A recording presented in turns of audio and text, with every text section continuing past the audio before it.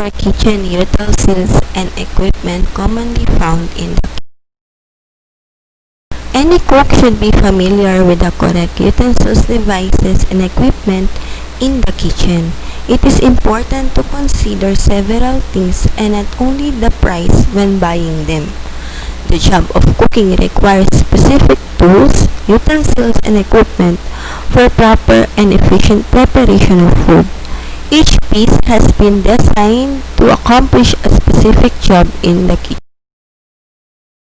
The tools, utensils, and equipment are made of different materials, each having certain advantages and disadvantages. The following list are materials of kitchen utensils and equipment commonly found in the kitchen. Aluminum is the best for all-around use. It is the most popular, lightweight, attractive, and less expensive.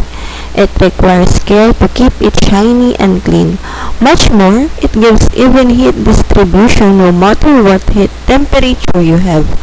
It is available in sheet or cast aluminum. Since it is a soft metal, the lighter gouges will dent and scratch easily, making the utensil unusable. Aluminum turns dark when used with alkalis such as potatoes, beets, carrots, and other vegetables. Acid vegetables like tomatoes will brighten it. Stainless steel is the most popular material used for tools and equipment, but is more expensive.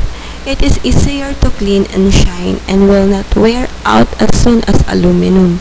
Choose to those with copper, aluminum, or laminated steel bottoms to spread heat and keep the pot from getting heat dark spots. Stainless steel utensils may be bought in many gauges from light to heavy. Glass is good for baking but not practical on top or surface cooking. Great care is needed to make sure for long shelf. Cast iron is sturdy but must be kept seasoned to avoid rust. Salad oil with no salt or shortening can be rubbed inside and out and dry. Wash with soap, not detergent, before using. Ceramic and heat-proof glass is used specially for baking dishes, casseroles, and measuring cups. Glass and ceramic conduct the heat slowly and evenly. Many of these baking dishes are decorated and can go from stove or oven to the dining.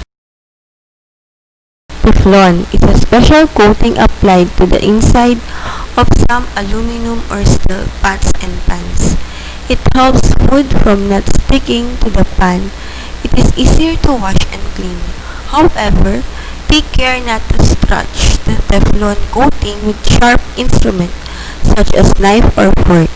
Use wooden or plastic spatula to turn or mix food in.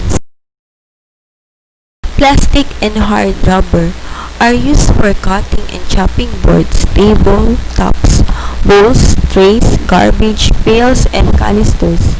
They are much less dulling to knives than metal and more sanitary than wood. Plastics are greatly durable and cheap but may not last long. Cooking utensils list that every kitchen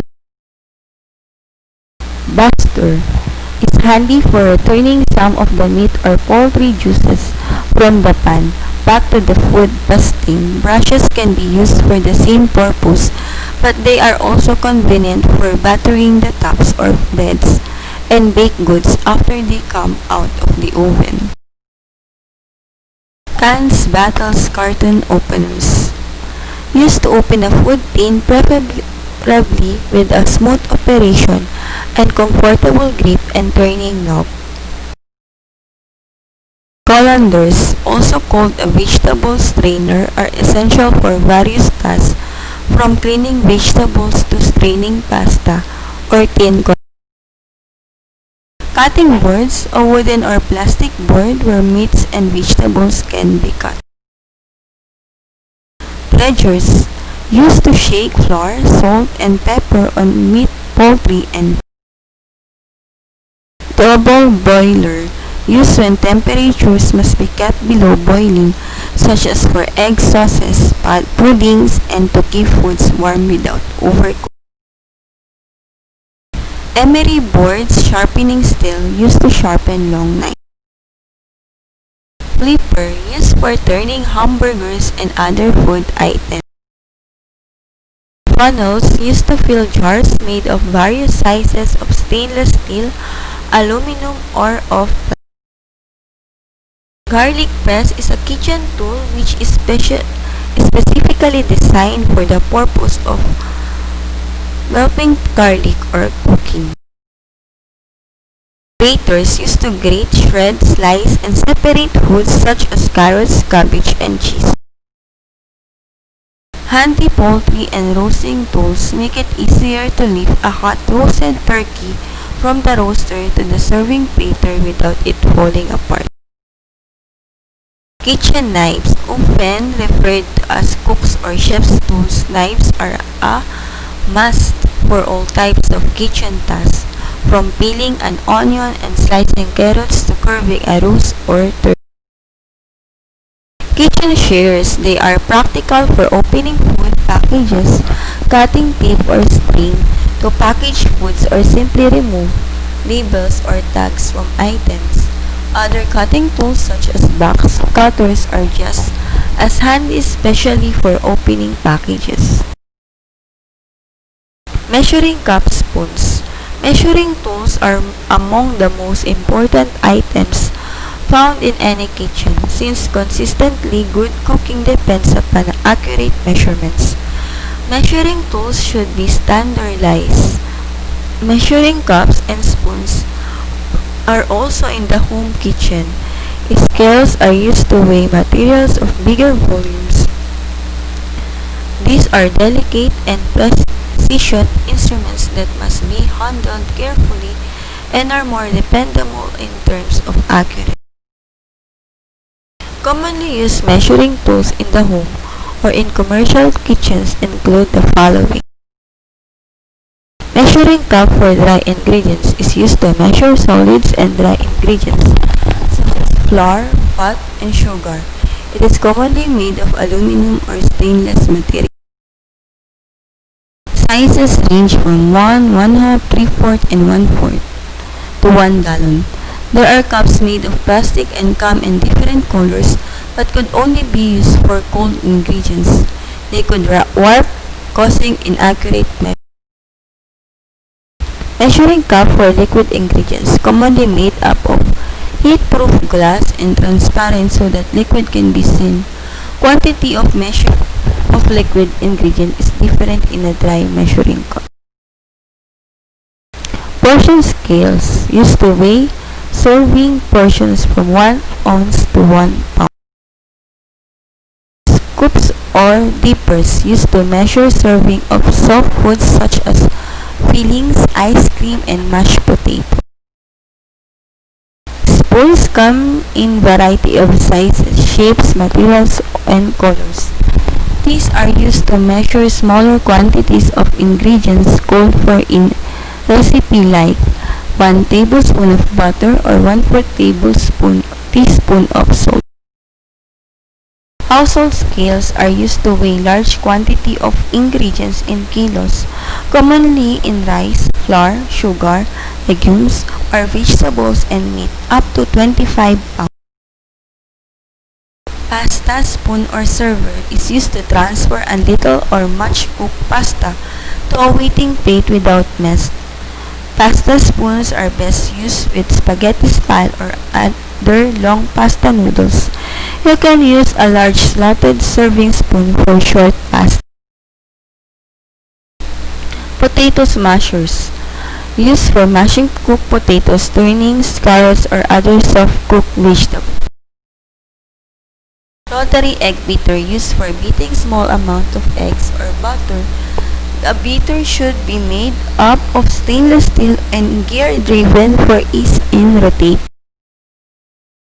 Scraper, a rubber or silicone tools to bend or scrape the food from the bowl. Metal, silicone, or plastic egg turners or flippers. make the task of cleaning seafood and removing the shell much easier. For cooking, seafood utensils will vary depending on what you are cooking. A utensil serving spoons, a utensil consisting of a small, shallow bowl on a handle used in preparing serving or eating. Serving tongs enable you to more easily grab and transfer larger food items, poultry or meat portions to a serving platter, to a hot skillet or deeper fryer, or to a plate. It gives you a better grip, and the longer the tongs, the better, especially when used with a deep fryer, a large stock pot, or at the barbecue. Soup ladle is used for serving soup or stews but can also be used for gravy, dessert, sauces, or other foods. A soup ladle also works well to remove or skim off fat from soup and stew. There are many kinds of knives, each with a specialized use. Butcher knife, used to section raw meat, poultry, and fish. It can be used as a cleaver to separate small joints or to cut bones. Butcher knives are made with heavy blade with a saber or flat grip. French knife, used to chop dice or mince food. Heavy knives have a saber or flat grip. Beef slicer, used to slice roast ham and thick solid cuts of meat. Boning knife, used to fillet fish and to remove raw meat from the bone. Fruit and salad knife, used to prepare salad greens, vegetables, and fruit. Spatula, used to level off ingredients when measuring and to spread frostings and sandwich filling. Citrus knife, used to section citrus fruits. The blade has a two-sided serrated edge. Peeling knife, used to core, peel, and section fruits of vegetables. Blades are short, concave, with hollow points. Spoons, solid, slotted, or perforated, made of stainless steel or plastic. The solid ones are used to spoon liquids over foods and to lift foods, including the liquid, out of the temperature scale, used to measure heat intensity. Different thermometers are used for different purposes in food preparation. For meat candy or deep fat frying, other small thermometers are hung or stand in ovens or refrigerators to check the accuracy of the equipment's thermostat. Two-tine fork, used to hold meats while slicing and to turn solid pieces of meat while browning or cooking, made of stainless steel and with heat-proof handle. Vegetable peeler, used to scrape vegetables such as carrots and potatoes and to peel fruits. The best ones are made of stainless steel with sharp double blade that swivels. Whisk or blending mixing, used for whipping eggs or butter and for blending gravies, sauces, and soups. The beaters are made of looped steel piano wires which are twisted together to form the handle. Wooden spoons continue to be kitchen essentials because of their usefulness for use for creaming, stirring, and mixing. They should be made of hardwood. Equipment, more complicated tools are called equipment. They may refer to a small electrical appliance such as a mixer or a large expensive power-operated appliance such as a range or a refrigerator.